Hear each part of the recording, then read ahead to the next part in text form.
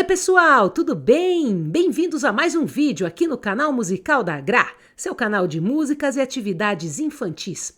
Hoje nós vamos aprender os sons dos animais, mas a gente vai fazer isso como uma brincadeira, um jogo.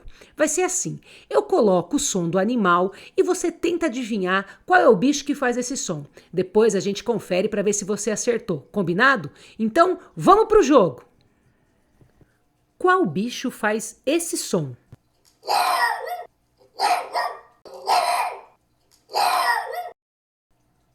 É o cachorro. Muito bem. Qual bicho faz esse som?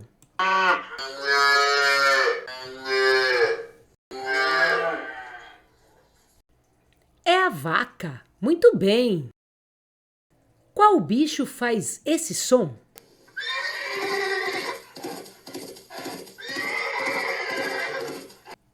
É o cavalo. Muito bem. Qual bicho faz esse som?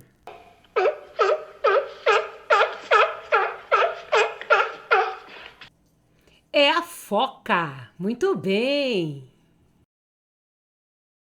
Qual bicho faz esse som?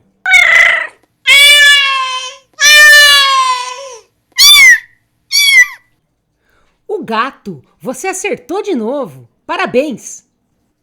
Qual bicho faz esse som?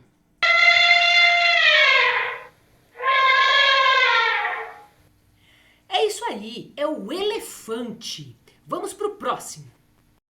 Qual bicho faz esse som?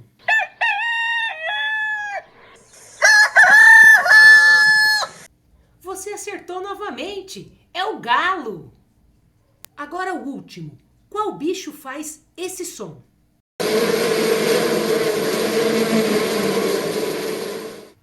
São as abelhas. Esse foi difícil, hein? Parabéns! Você acertou os sons dos animais. Por hoje é só. Se você gostou da brincadeira, se inscreve aqui no canal Musical da Gra e eu te encontro no próximo vídeo. Até lá! Tchau, tchau!